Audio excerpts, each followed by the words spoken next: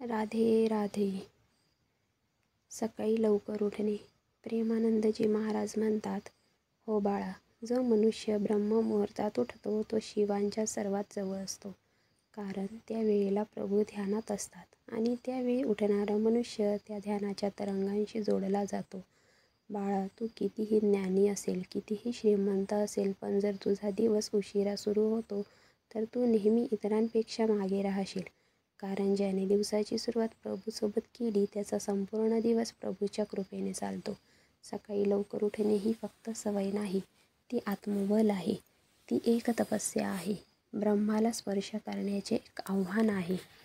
जेव्हा सारी दुनिया झोपलेली असते तेव्हा जो उठतो तो एकटा नसतो. त्याच्यासोबत असते सृष्टीची ऊर्जा. त्यावेळी हवेत पवित्रता असते, पक्षी गात असतात, वातावरणात शांतता असते. अशा वेळी जर तू डोळे मिटलेस तर तुला फक्त ती ऊर्जा स्पर्श करते. त्यावेळी तू जे विचार करतोस ते साकार होतं. सकाळी उठणारा माणूस कधीही गोंधळलेला नसतो. त्याचं मन स्थिर असतं, त्याचा दिवस संयमित असतो, त्याची निर्णय क्षमता तेजस्वी असते, त्याचा स्वभाव मधुर असतो. कारण त्याने दिवसाची सुरुवात निसर्गासोबत केली असते.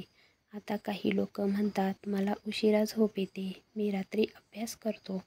पण बाळा, रात्रीच्या अभ्यासात जी ताकद आहे ती फक्त पाठांतराची आहे. पण सकाळच्या अभ्यासात जी ताकद आहे ती समजवण्याची असते. सकाळी उठणे तुला विद्वान बनवत नाही, पण समर्थ बनवतं. तुला शांत बनवतं, तुला दृढ बनवतं, तुझ्या आतली बेचैनी शांत करतं.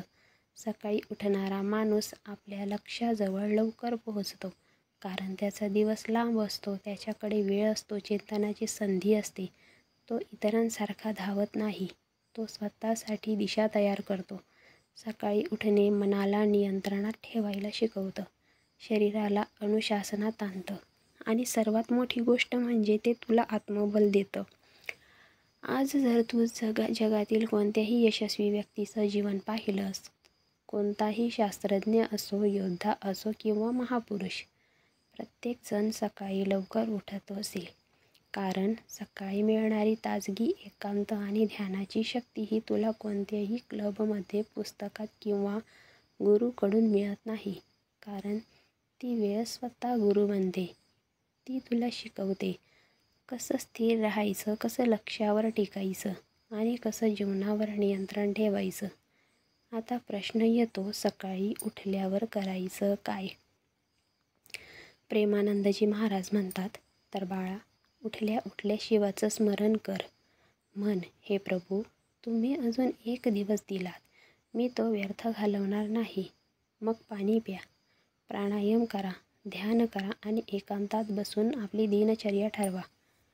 ज्याचा दिवस शिवाच्या नावाने सुरू होतो तो दिवस कधीही भरकटत नाही. ज्याचा दिवस ध्यानाने सुरू होतो तो व्यर्थ जात नाही. मग तू विद्यार्थी असो किंवा गृहिणी, पुरुष, सकाळचं उठणं प्रत्येकाच्या जीवनात प्रकाश भरतं. जे लोक म्हणतात आमच्यापासून होत नाही ते चुकीचं म्हणतात. असं म्हण आतापर्यंत मी ठरवलं नाही आहे.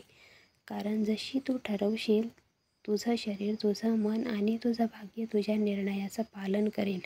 आज हे विचारू नकोस की उठण्यात काय फायदा आहे.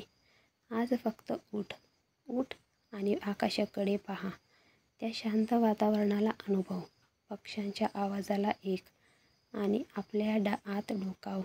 तिथे तुला एक शक्ती सापडेल. ती शक्ती तुला संपूर्ण दिवस स्थिर ठेवेल. आज संकल्प कर, मी आता सूर्योदयापूर्वी उठेन. मी त्यावेळी उठेन जेव्हा शिव ध्यानात असतील. मी त्यावेळेला माझ्या आत शक्ती भरेन. बघ बाळा, तुझं जीवन बदलेल, तुझे निर्णय बदलतील, तुझं मन बदलेल आणि एक दिवस असा येईल की तू स्वतःकडे पाहशील आणि तुला अभिमान वाटेल की तू एका साध्या झोपेचा त्याग करून असाधारण दिनचर्या स्वीकारली. कारण सकाळी लवकर उठणं ही काही जबरदस्ती नाही, ते तुझा आत्मसंस्कार आहे, एक यज्ञ आहे, एक साधना आहे जी दररोज पुन्हा केली जाते. म्हणून बोला, मी आता उशिरा उठणार नाही. मी ब्रह्ममुहूर्तात शिवांच्या चरणी बसेन. मी ती शक्ती जागवेन जी सकाळच्या वेळी माझ्या आत झोपलेली असते. आता स्वतःशी वचन कर, मी जीवनाला आसात वाहू देणार नाही. मी जीवनाला प्रभूच्या भक्तीने आणि आत्मबलाने भरून टाकीन. सकाळी लवकर उठणं ही काही शिक्षा नाही, ती तुझ्या यशाची पहिली पायरी आहे. जो ब्रह्ममुहूर्त साधतो तो स्वतःवर विजय मिळवतो आणि ज्याने स्वतःवर विजय मिळवला त्याला जग जिंकणं अशक्य नाही. कथा आवडली असेल तर व्हिडिओला लाईक करा, चॅनलला सबस्क्राईब करा. धन्यवाद.